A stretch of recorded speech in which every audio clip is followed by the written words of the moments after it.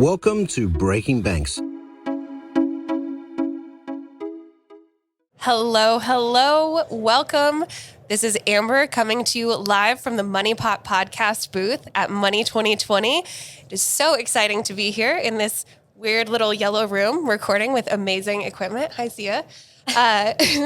We are super excited to be coming to you today to talk about new paradigms for fintech investing. And to do this, I've brought two of my loveliest gal pals together.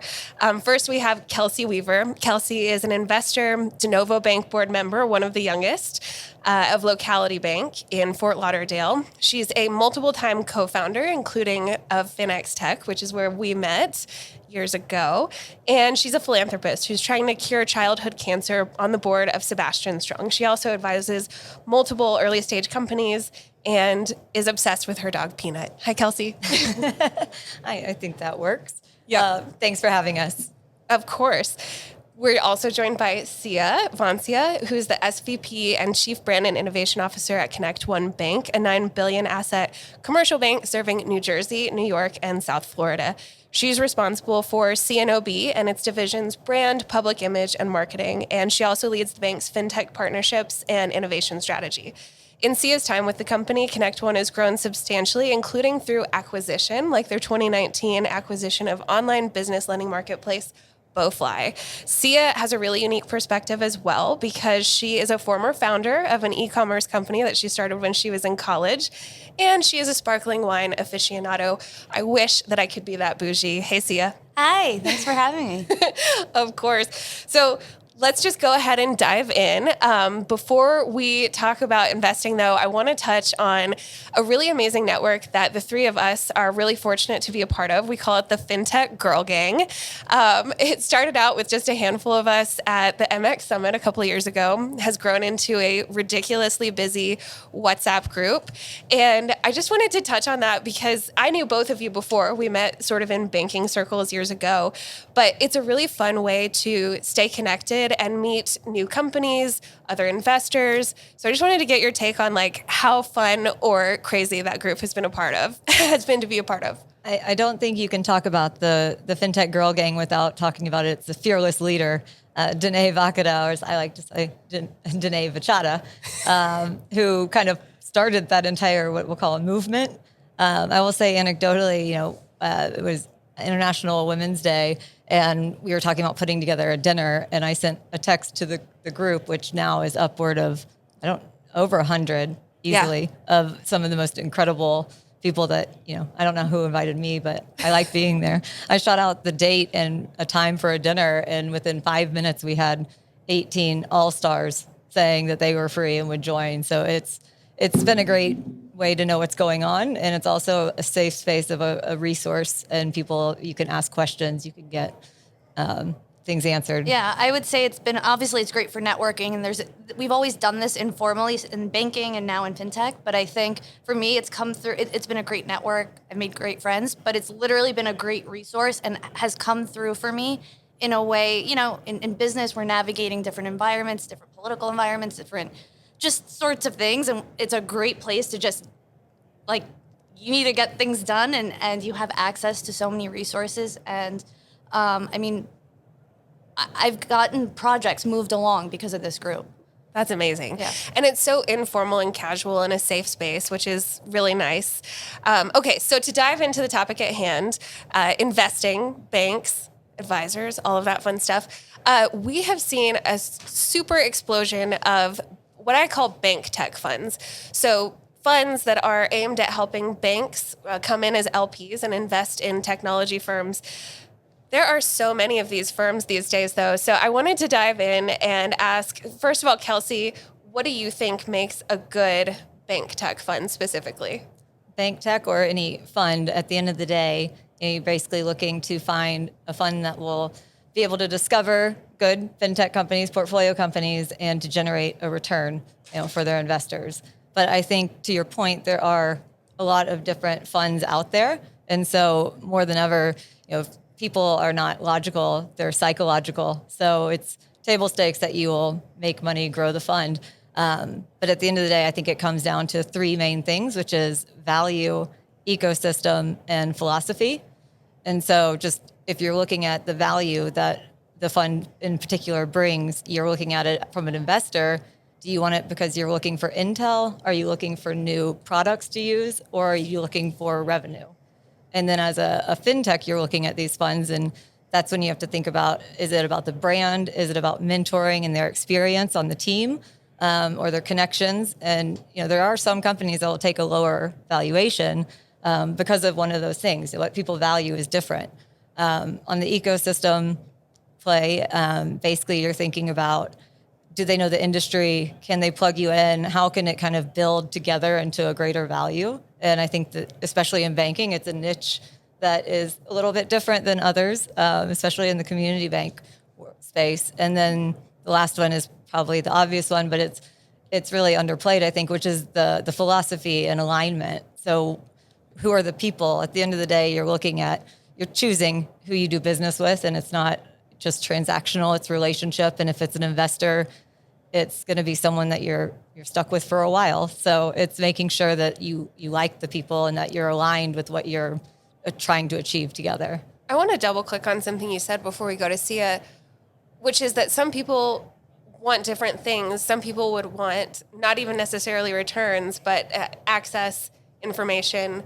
That seems kind of crazy because the whole reason you're investing theoretically is to get a return. So is that like a new paradigm that you're seeing in fintech investing, that particularly banks as LPs might want something besides a return, or at least as a priority? Yeah, no, I think that it did surprise me a little bit because no one's ever offered me $5 million to get my thoughts on fintech on a regular basis. But I do think that there's banks out there that just want someone that they can trust and that can vet. It's not just which fintech do they meet at a conference kind of strategy. I think it's getting a lot more mature. And so they will, invest to learn.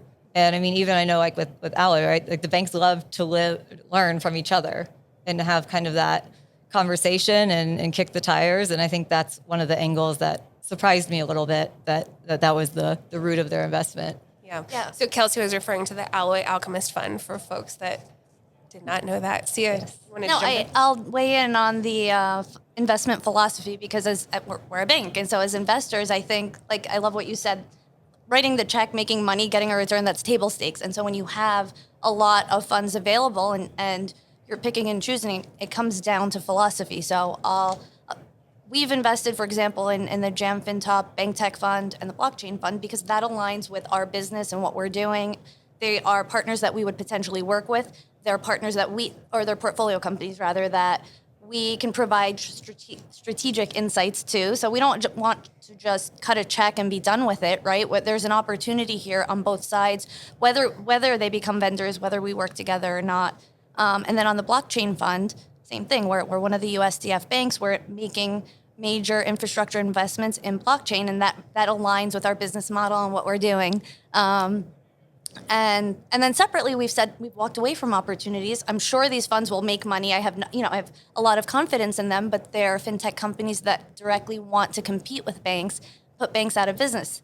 That doesn't really align with our philosophy. So I think that's probably for us one of the top things we look at.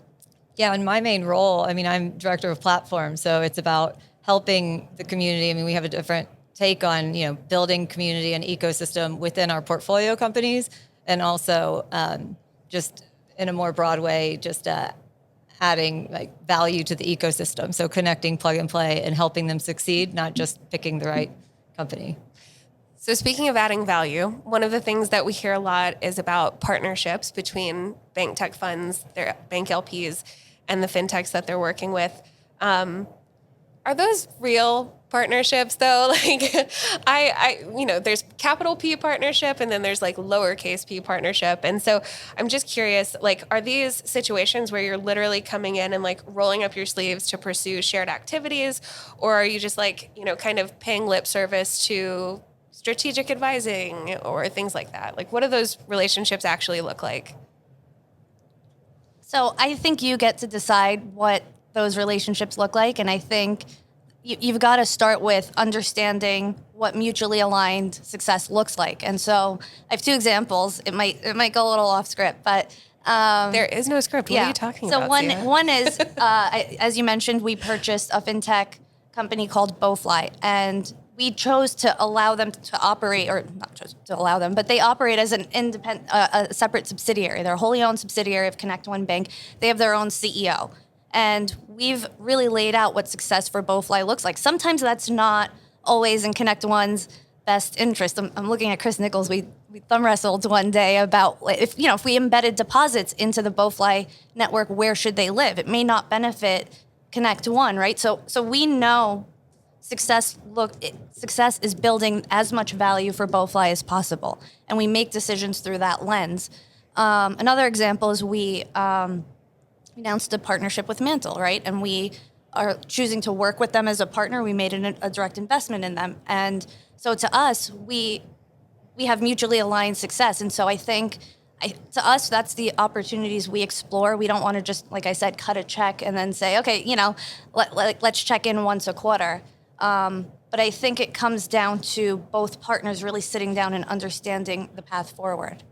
Wasn't that the point of Finex Tech back in the day? The idea was to help banks and tech partner and work together, because I think it's come a long way from where it was. I can share one of our portfolio companies and that I personally invested in is Marstone. And Marstone is a digital wealth platform.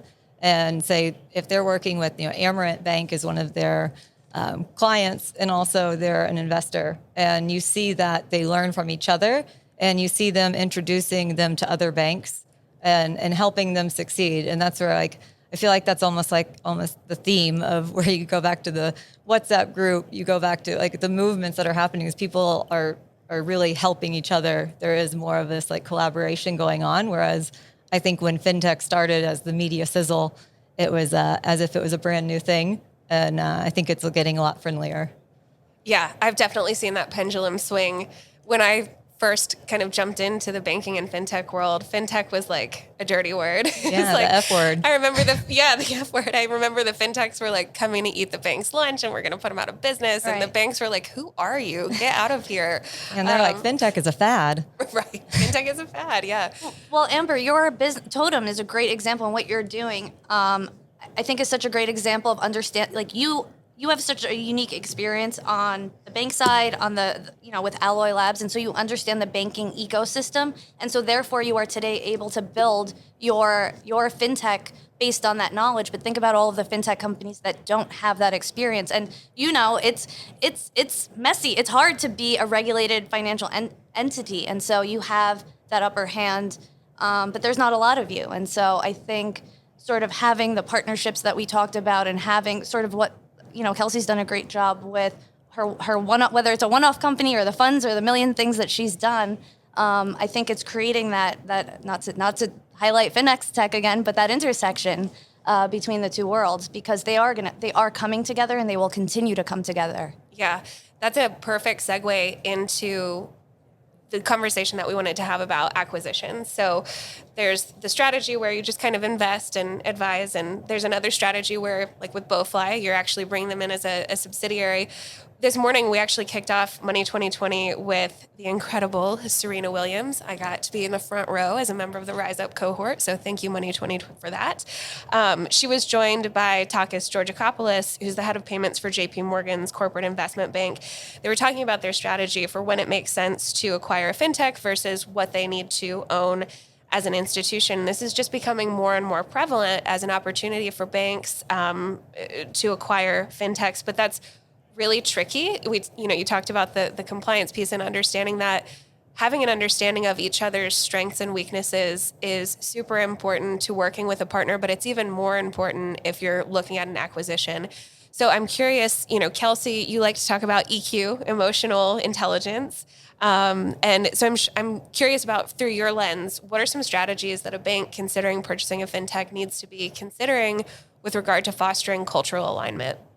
I feel like it's another acronym that you and I know well of AOBA, acquire or be acquired, is the event that both Amber and I have pulled together from a content standpoint in our past lives. And it's all about bank acquisitions. And so it's historically been banks buying banks. And what you'll notice is that most of the content is investment bankers talking about numbers. and numbers matter. And obviously finding synergies and all of that with an acquisition, multiples, you have to know your tangible book value. But you look at all these stats that they throw out there and all the emphasis on that. And it's hard because like a soft skill or EQ, it's hard to measure. There's probably more value in it. We just don't know how to actually define it. So when you're looking at how you're, an acquisition, you have to start with, what is the cultural, like what is the goal and what's success to each party? And I think that it starts at the top, but it impacts everyone. So if it's a fintech buying a fintech or a bank buying a fintech, that's going to be a culture. Make sure that you're ready for that. I think there are some of the banks that are more leaning in to the embracing kind of the fintech culture versus the wanting them to come into the bank culture. But I think what ConnectOne did with Bowfly sounds like they actually considered what's best for Bowfly, not just to gobble them up and put them on a shelf. Right. We don't want to fold the technology into the bank that we are. We saw a huge opportunity to build and grow a separate platform, learn from them. I think cultural alignment is super important. We have a very entrepreneurial culture. We were founded by an entrepreneur, and I think that synergy is really important. And on Bowfly's end, they've seen incredible success. They've quadrupled the amount of franchisors on their platform. Their volumes are up. They have access to every department of a bank, and so they're and we learn from them. They learn from us. And even on we've had a number of bank acquisitions. It's not easy. It's easy to run the numbers, and I don't want to minimize all of that work. It's hard, but it's not easy to close and integrate a transaction. It doesn't matter if it's a bank transaction or a fintech transaction. So if you don't have alignment, and to your point, if you're not culturally aligned, I would argue you couldn't do it. Yeah, I think that numbers are easy and people are hard. So you're already trying to introduce change. So doing it thoughtfully, and what I think of as the X factor. So EX versus UX versus CX. It's about the employee experience, and you see mass exodus when an acquisition takes place, whether it's whatever industry you're in, because people, the Great Resignation. People want to be happy with where they're working, and if you totally ruin the value that they've built and the culture that they've built, or even if you just change it dramatically, it's going to impact the entire company, and that's on both sides. So just making sure that you're thoughtful to the employees and how you do that acquisition and how you kind of introduce it, I think really matters. Like cultural alignment, culture generally is one of those words that's so hard to pin down. Easy to talk about, hard to pin down. So how do you actually start exploring whether that cultural alignment is there? What conversations are you having? Who are you having it with? I'm sure it depends on the size of the acquisition target, obviously, but any tangible advice on how to push and see if that's, again, just something that they're saying they're aligned on, or, how do you dig into the actual bones of a culture? I mean, I think you have to get honest answers, but I think it's like dating. You have to go on a few dates and navigate it and see if they are the same person yesterday that you met the day before. I think a big telltale sign is, talking to the employees, but also making sure that the narrative isn't changing based on who they're talking to. So you don't want a chameleon that's talking to one person this way where we're actually a neobank, and then this way that we're going to challenge this area. So you want to make sure that people are just consistent. I think that's just one of the flags that I would point out. So I'm single, so I'd argue that this part's actually easier than dating. So I think it's having some very candid conversations around what success looks like for each company and seeing where there is and how much alignment there is. And then, by the way, use your eyes, look at the numbers. Are the conversations backed up by action, data, financials? And I think if you do enough of that, you start to see synergies, and you also see where there are disconnects. And by the way, all disconnects aren't bad. We've learned from some of the banks that we've acquired or the fintechs that we've partnered with, and vice versa. So I think some of that's okay, but the broader conversation around goals, success, the path forward, changing dynamics is important. And kicking the tires on any hyperbole, right, on the fintech space, there can be a little bit of a exaggeration at times. So making sure that the tech works and that you're really making sure that what you're buying into, because I don't know, fintechs have to raise money, so you have to be I mean, you know this, right? You have to be optimistic, but still truthful. And I think if you put out, here's where we are, here's where we're going, and you're honest, I think that's going to get you a lot further than exaggerating for the first meeting to keep. I mean, again, I do think it's like, trying to be perfect on the first date. Like, you're just like. I'd almost like ask you, Amber, what do you look for when you're looking at partnerships? Like, how do you measure it? Because you have a perspective that neither one of us have. So just to fill everyone in, my other job, besides being I a didn't know we were glamorous, allowed to ask questions. my glamorous podcast hosting gig here, is I'm the founder and CEO of Totem, which is the only digital bank buy-in for Indigenous people. We're very early, pre-seed, pre-product. We're building hot and heavy as we speak. My team at home is anyways. And when we are looking at partnerships, whether it's vendors or advisors, lawyers, the thing that I lean on the most is getting feedback from people who I trust. So again, like it goes back to the Fintech Girl Gang, whether you have a girl gang or not, if you have a banking association or, some other group of trusted folks that you can go to and say, here's what I'm hearing about so-and-so. Like, it sounds bad, like you're gossiping. It's not gossip. It's literally just, to your point, kicking the tires and saying, fact checking. Here's what I've heard about this company in the industry. Is that what you're hearing? What's your experience? We also brought on a lot of advisors. We have a great team called ILEX that's basically serving as a program manager, helping us get all of our compliance in place. Their leader, Joyce Melman, has been in the industry for years, was an OG at the bank course, so she literally knows everyone. And so having people that know the industry that we can ask for their honest, candid feedback has been really helpful for us. Well, it's a balance too of you want to be a confident founder and leader, but you have to be able to identify and accept what you don't know and look for help in that, right? I will say too, one of those reference checks, so to speak, led us to turn down an investor that everyone told us was amazing. And every time that we'd said that we were raising, they were like, oh, have you talked to so-and-so? And I'm like, yeah, we have. And everyone just knows their name and is like, oh, talk to so-and-so. And we did, and we talked to one of their portfolio companies, and the picture that we got from one of them is very different than the kind of on the street version of what you hear about them. I call that credibility due diligence or reputational. So I think it is now, whether it's the Girl Gang or just being able to text a friend and be like, what do you think? There is a whole, group of people that have been in this fintech industry for a while since it started, whether by happenstance. We all know each other. So, now it's like Kevin Bacon, but with the internet, right? Now it's all 2 degrees. Yeah. Well, and then there's validation and sort of best path forward. We just had someone with lunch with someone today who has implemented some of the products that we're working on implementing. And so there's validation and there's a lot of benefit moving forward, but then there's a lot that she learned along the way and she's sort of passing that along to say, hey, don't waste the 3 weeks I wasted on this one thing. And so beyond that, you get those little nuggets of wisdom because for the most part, whether you're a bank or a fintech, we're all trying to do the same thing.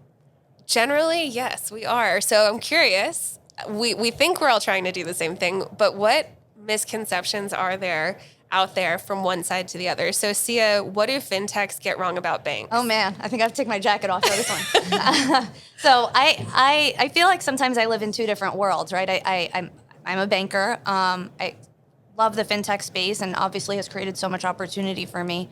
I think I'm happy to see the worlds coming together. I think the fintech space is so robust. There's so much opportunity. There's so much money. They've had the opportunity to build so many new ways, show banks better ways of doing things.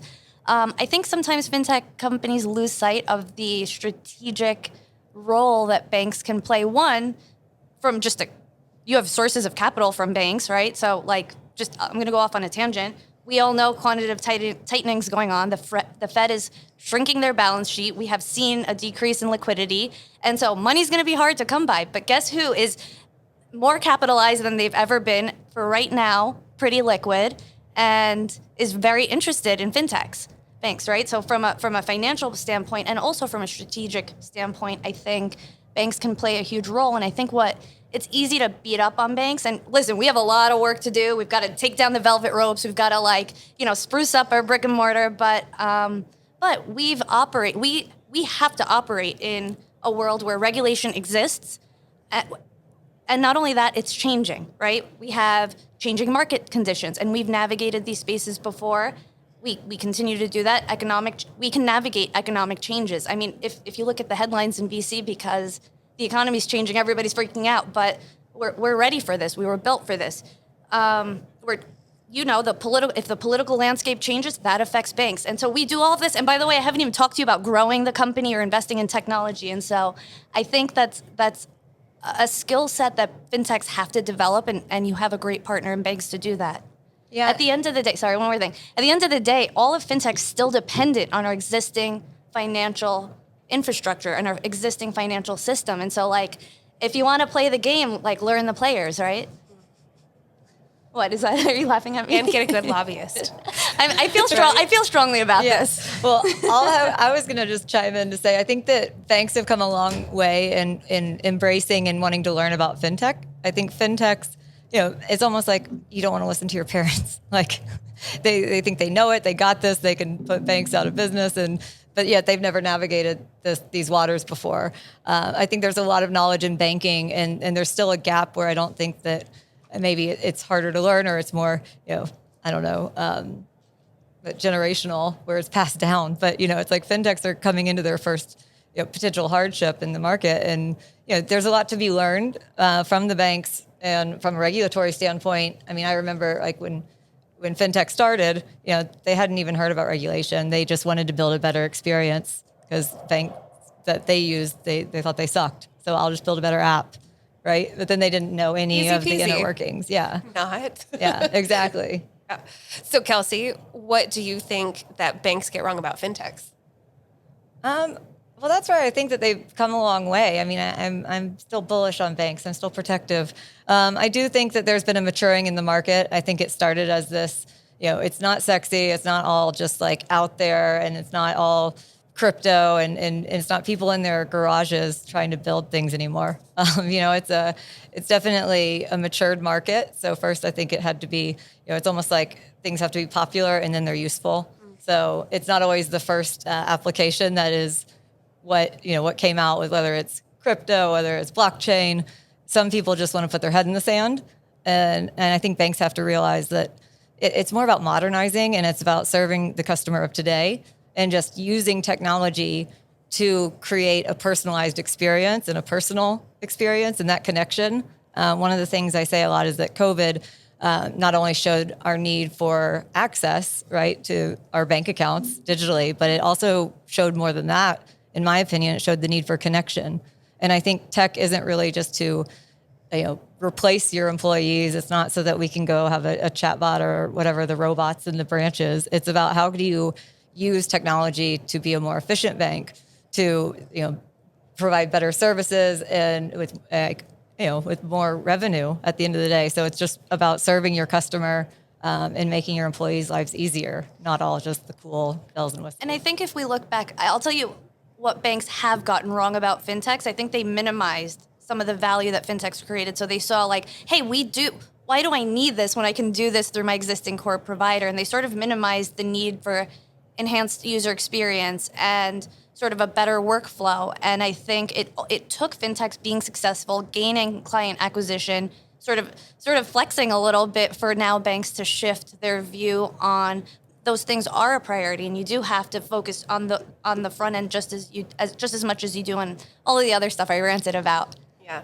Well, it's interesting. I think the industry, to your point, Kelsey, has matured and shifted so much. When we were building the FinX Tech Connect platform, we were trying to find bank-friendly fintech companies, so the infrastructure players that are providing services to banks. And it was a slog. I remember we said, there may be 300 out there, and then that's it. We're done. And found those 300, and things did slow down drastically because at the time, everything was much more focused on those direct-to-consumer plays and services. But I think we've seen that change a ton. I mean, just looking around the showroom floor here at Money 2020, there are so many brands that I know because they work with banks. So that's been really exciting to see. Yeah, I definitely think it did start with the B2C, and I think the B2B is just not as glamorous. It's all about integrations and those pieces versus, something pretty. Yeah. Okay, well, we've got just a couple of minutes left to wrap up. So just quickly, you did mention, this summer, the market for fintech investing just tanked. It was very scary to be finishing out my raise at that time, I can imagine. say. So just quickly, where do you guys see the market headed in the next 12 months? I think it's going to continue to be challenging to raise money. I think it doesn't mean it won't happen. I think that companies will have to sort of shift their modeling, shift their product rollouts, shift sort of in some cases, their go-to-market approaches. I think, we take pride in being one of the most efficient banks in the country, and we have to operate that way, and we're driving that efficiency down, and we're also a high-growth bank. And so, what I don't see in the fintech space is a lot of companies thinking about what efficient growth looks like for them. So how can I continue to build, acquire clients, generate revenue, but keep it lean? Because I think that's what fintech companies will have to do and prove that they can do to continue to keep getting funding. Yeah, I think that maybe it was more of a writing of the market. I mean, I think it was all got a little bit out there when value wasn't exactly the same as valuation.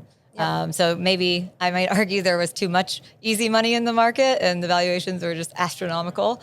So potentially, you're going to see that continued writing. And I think that you're just going to be looking for fintechs that have a product that are adults that can generate revenue. There's always going to be, for a company that's good, that has a product and that has a great leader and purpose and can execute, you're still going to have your choice of where you go for money. So I still think that there's capital out there. I just think it's not the heyday. Right. I also think Kelsey Weaver gets the award for most tweetable comments on this podcast. That was a really good value versus valuation, pretty fire. Yeah. Too bad I don't really tweet unless Siya does. Okay, cool.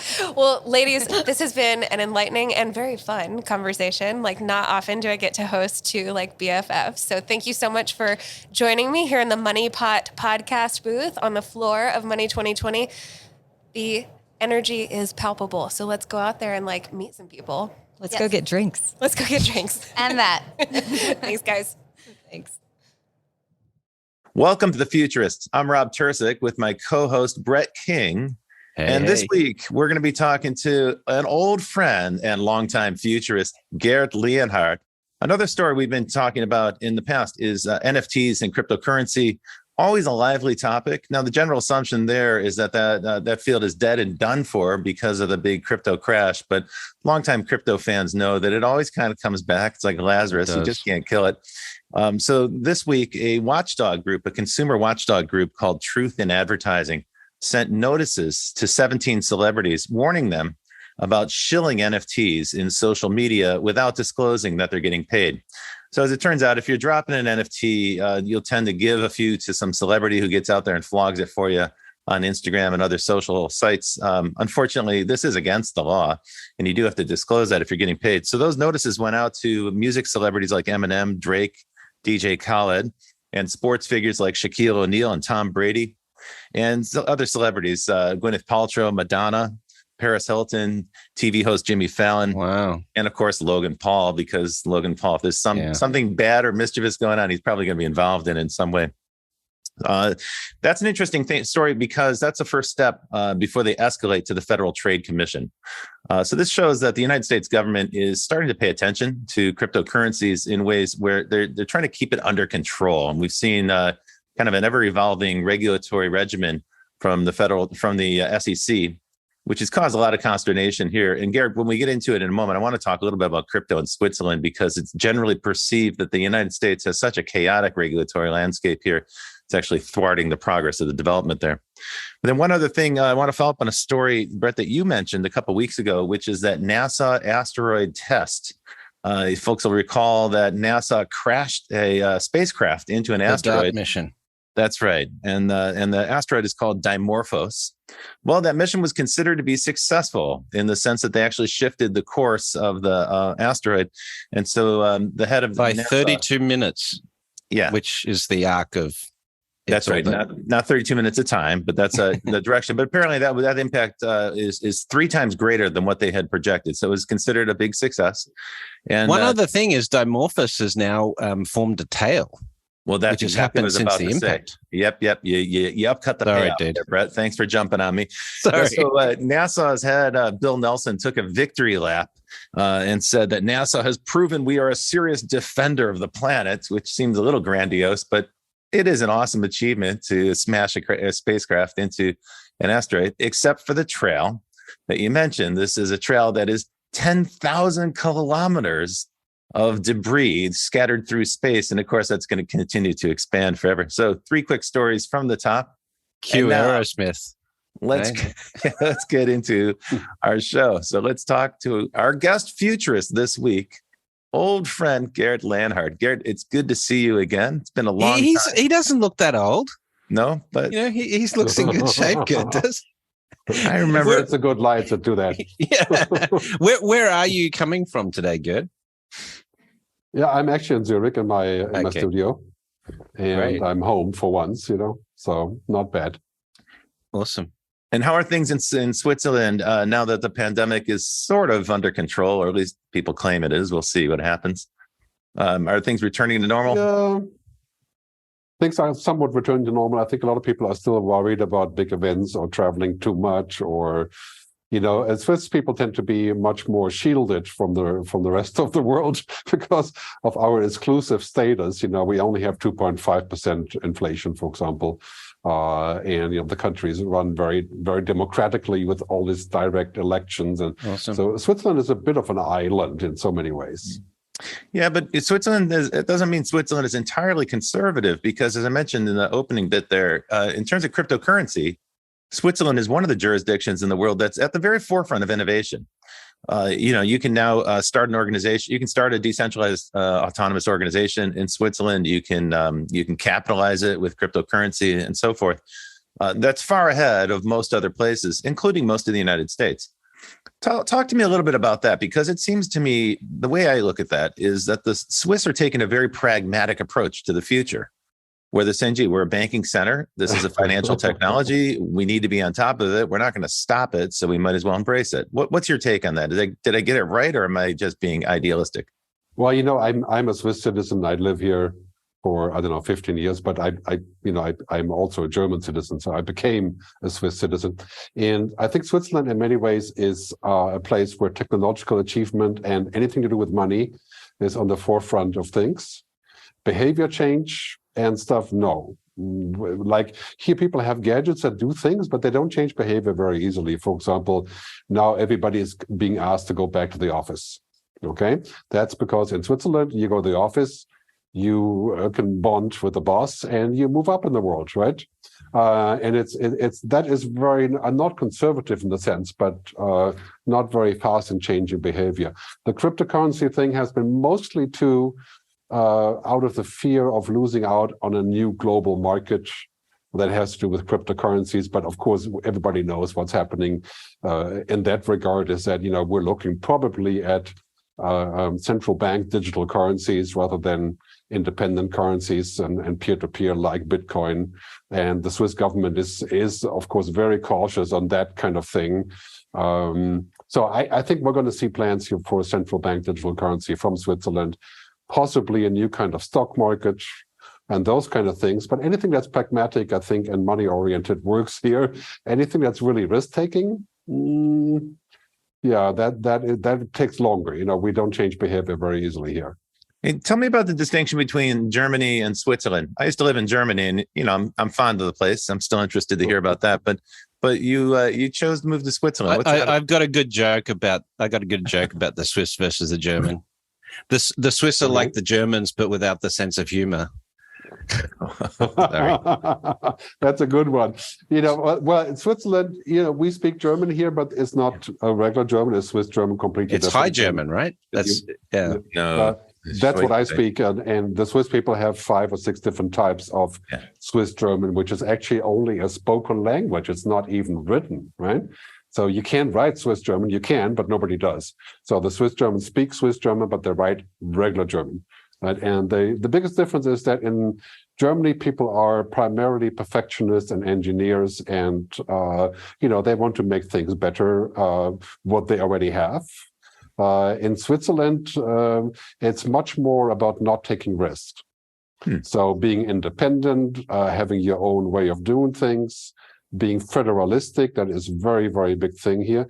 In many ways, Switzerland is a paradise as a result, but also kind of an island, right? So, for example, we have all the international organizations, the UN, the WIPO, the FIFA here, but we're not going to do anything international that would upset anybody else, like the Americans, right? Like starting something that would be, for example, our own data center, which we could easily do. That we leave that to Luxembourg and Austria to get their fingers burned on the data center. But we do a lot of things that are primarily kind of shoring up against risk, and that is the primary thing that is sometimes makes it hard in Switzerland to innovate, because risk taking is left to others, and it's really that's the sort of perfection of watches, right? But Switzerland, the Swiss watch companies would never invent the Apple Watch, of course. Right. They would only react once Apple does it, and the result is that Apple sells 10x as many watches as all of the Swiss watch companies together. It's interesting you bring that up, because I remember really clearly when Apple introduced the watch around 2014, I had a very lively discussion with people who are in the fashion and apparel industry, and they said it's never going to work. It's going to be dead on arrival. Tim Cook is not Steve Jobs. He's never going to pull this off. He won't be successful. I mean, they went on. And you even had the head of LMVH saying that the Apple Watch was poorly designed and it was ugly and it didn't have any appeal. So the resistance from the traditional accessory and jewelry and luxury market was incredibly negative and pessimistic. And now they've all co-opted it. Well, it only took a couple of years before Apple managed to first outsell most major Swiss watchmakers, and then all of Switzerland, right? And it's become this kind of global home run.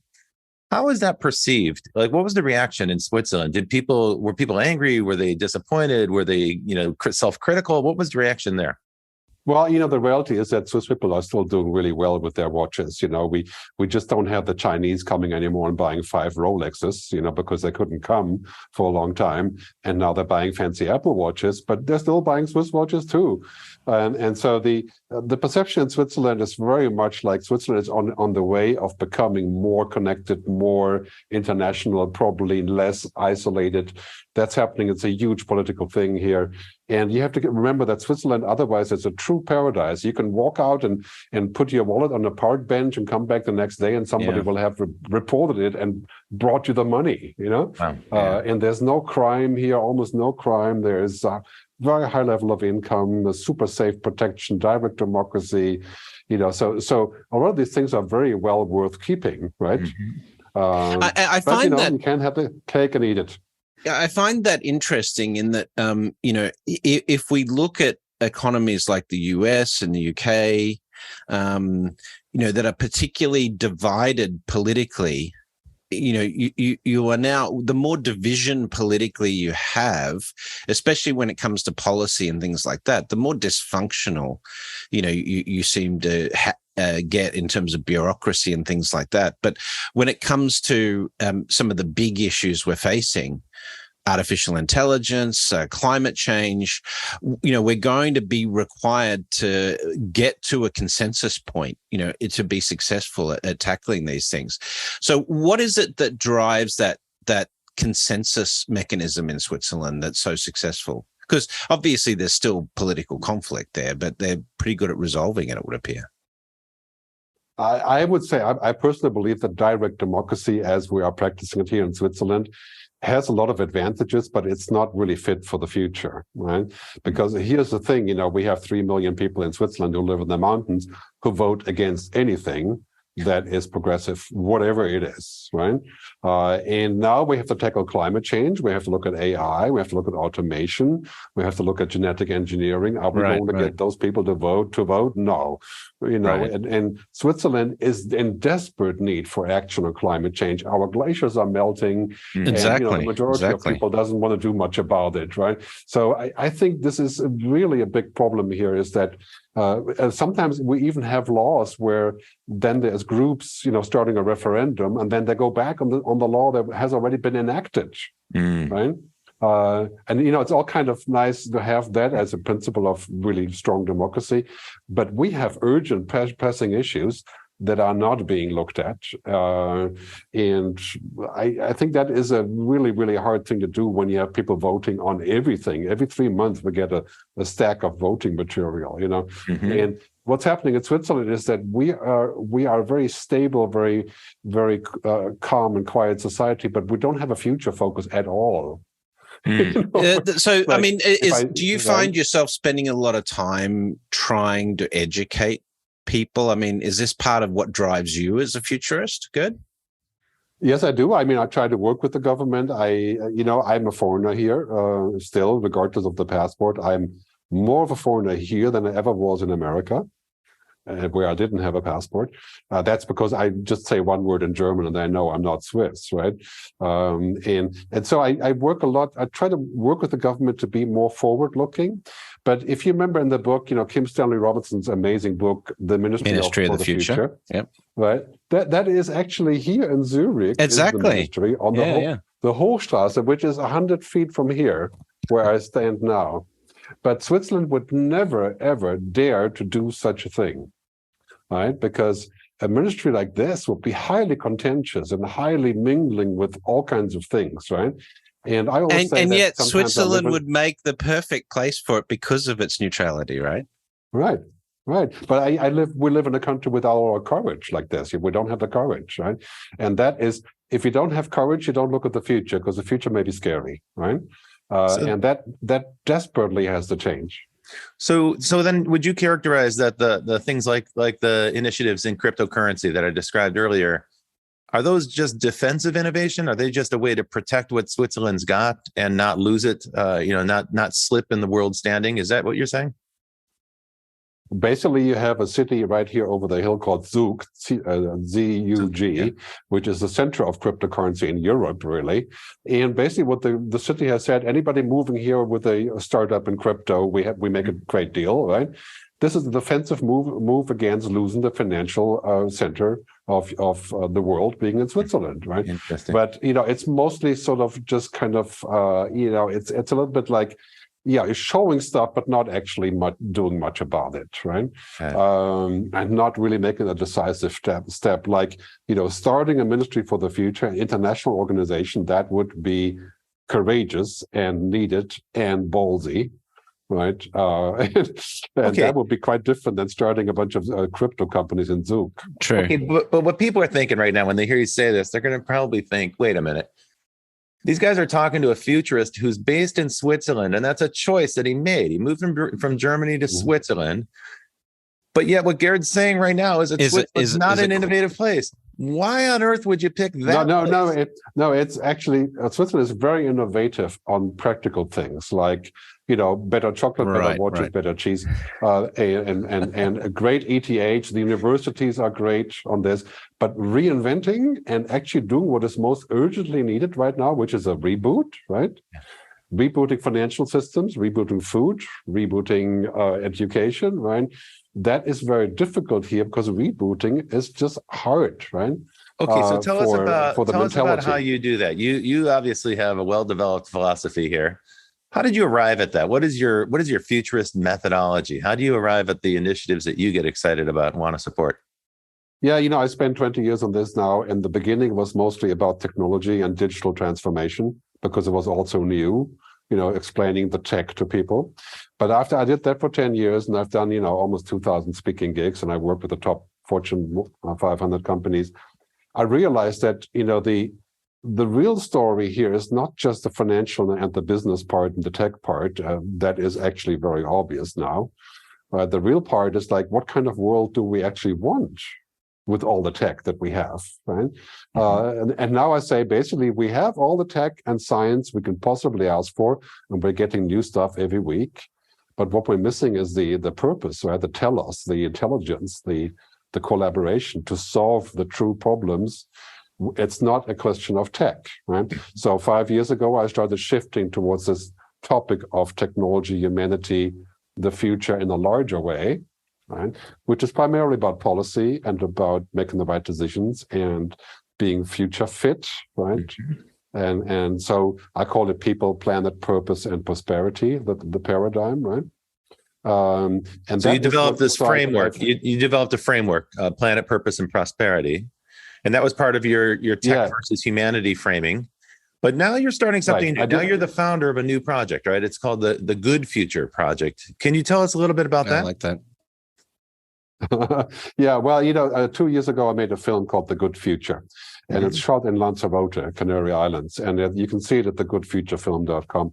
And it's quite popular. And it's basically saying, like, look, the future is not as bad as it looks. Right now, most people have a bad view on the future, right? Pandemics, AI, automation, Putin, Erdogan, story goes on. It's not looking good. If I ask my kids about the future, you know what they say? Said the good future is all BS, right? There is no such thing as the good future. And they're millennials, right? So I made this film to say to people, look, the future is good. All we have to do is to get some wisdom about what we're doing here. Because we can use AI, for example, to bring down pollution and those kind of things by 50, 60, 70%, like in agriculture and food, right? But we could also use it to build super soldiers. So we need to have the right wisdom, and that is what's missing. So I basically started the Good Future Project as a way of getting together with hundreds of people who are telling stories about what the good future could look like. And the goal is to make films about this. This is one of the key goals, because films are a great medium, and to create events, both online as well as events. Think of something like Burning Man plus TED plus Davos. Nice. Then you would have the Good Future Festival. That's not too ambitious.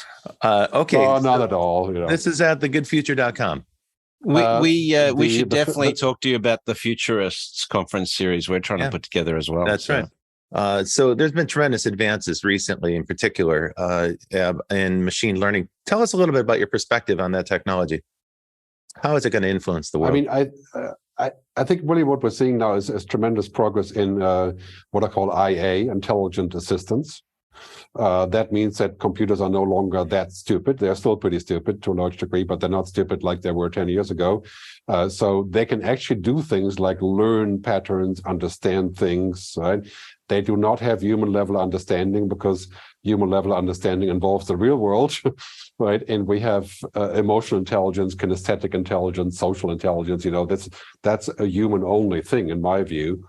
But machines have this kind of binary intelligence, which is getting very useful, right? So my view is that most routine commodity tasks will eventually be done by machines if they don't involve human intelligence. For example, financial portfolio management, radiology, things like that. But it will not make the humans, it will not get rid of the humans, because we still need the other stuff that only we can do, the fuzzy logic, right?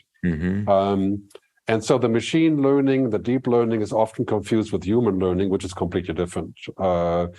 It is basically binary, but endless.